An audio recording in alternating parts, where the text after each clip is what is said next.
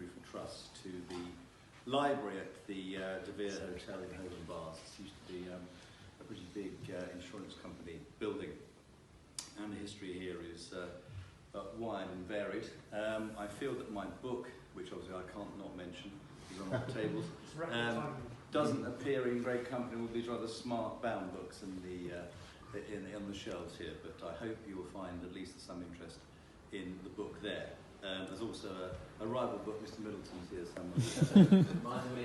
And he's much tougher than me, so if he pushes me out of the way, then he's going to go his way. Can I first of all, as I say, thank you very much for everyone taking time out to come and meet us this evening. For those of you who don't know about the Proof of Trust, can I give you literally a minute overview? I hope that everyone at least knows about the blockchain and the fact that the blockchain is revolutionising how business is being conducted, and we feel we're right at the beginning of that blockchain revolution. Blockchain, as you know, effectively institutes a series of smart contracts. They're called smart contracts. In fact, they're a series of algorithms which effectively start a process and finish a process. The important thing to remember about a smart contract is it's not a contract at all. It's simply a series of computer, digital language and a process, as I say.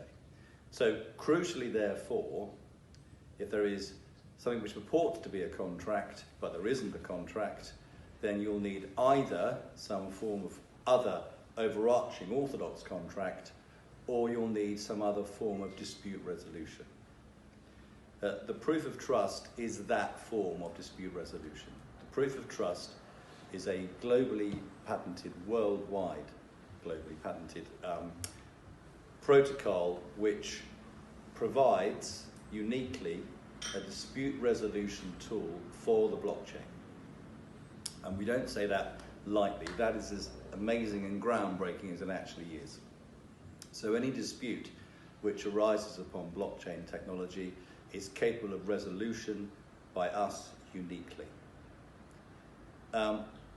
When we give that kind of bold and proud statement, people sometimes take a few minutes to think, well, actually, is that the case? But what I can tell you is, we have now, across the world, I'm pleased to say, been running this and testing this against the significance of how effective it could be. And every single time, like water on a stone, it comes up trumps, it comes up proved.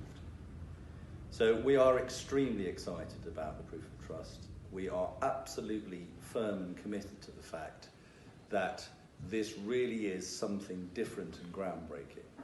And one of the reasons we're delighted to see you all here this evening is we will be delighted to talk to you about it, anybody who wants to know more about us. There's a lot to know. There's a lot to know, particularly at the moment, because you join us at really exciting times. We've just returned from Bermuda yesterday morning. It seems like about 3 years ago now, but yesterday morning it really was, where we met with the Prime Minister and several of his ministers. Such was the interest that Proof of Trust has engendered across the world already. So successful was our meeting and our meetings with AXA Insurance and a lot of the other big players there, that we've established Proof of Trust Bermuda LLC, and we have been given the assurance that we will be getting literally within the next day or so, even in the next few minutes or so, a letter of intent from the Prime Minister of Bermuda to say that he wishes us and his country to work with us. We feel that's remarkable in a very short space of time. That will cover in particular a cyber insurance initiative. As I say, our meetings with AXA and the like have been incredibly positive, incredibly productive. We see a very bright future between ourselves and Bermuda. The trip to Bermuda capped a very exciting week for us. Last Thursday, or in fact, previous Thursday as it was then, we signed an agreement with IBM to be our tech partner. The press release was sent out last Friday whilst we were in Bermuda, and already we are making huge waves across the world with the response it's getting. We've been on Bloomberg, SAFE has put us on various of the major news outlets across the world. We have had widespread interest. I've certainly been communicated with by a number of people interested as a result of our announcement that IBM has put a huge measure of trust in Proof of Trust to say, yes, we want to work with you, yes, we want to be partnering with you, yes, we want to build your tech. We think that as a relatively young company, that is a remarkable achievement in a very short space of time. What these developments have caused us as a board to do is to think even bigger in our strategy. We are delighted to say that as a result of the changes and developments, positive as they have been over the last weeks, and that's what it's been, we are seeking a full listing on the London Stock Exchange.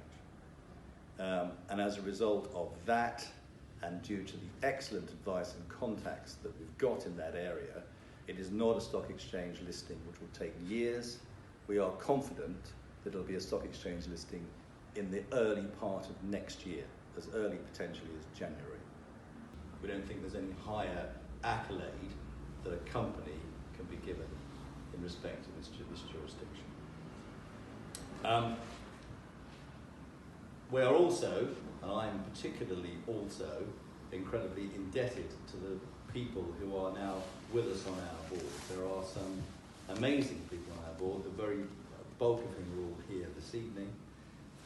We have Dave Johnston, who stands over there. He is ex-head of serious and financial crime at the Met Police. He had a number of years in GCHQ.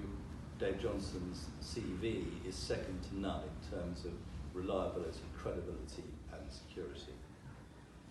We have Steve Gill, who's our corporate financial advisor. He is a specialist of many years, qualified as a trustee in bankruptcy, and also a huge strategic thinker on all matters finance. He's over there, again, someone you can partake and have a conversation with.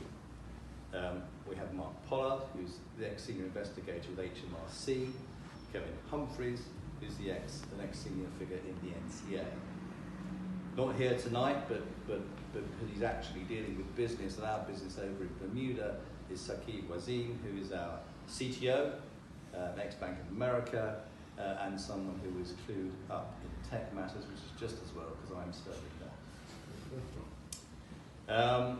We also have Lee Holmes, ex-military intelligence and GCHQ here, who has been today sitting with IBM, making sure our interests are represented